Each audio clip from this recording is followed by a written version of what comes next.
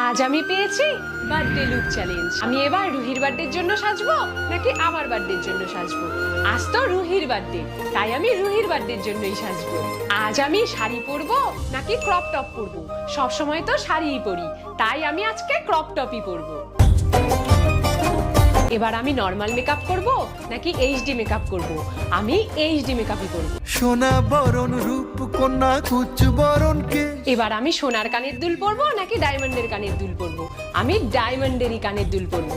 তুই আমার ফিরে আসার এবারে আমি মালা পরবো নাকি শুধু ওড়নাই পরবো? যেহেতু আমার ওড়নাটাই মালার মতো, তাই আমি শুধু ওড়নাই পরবো।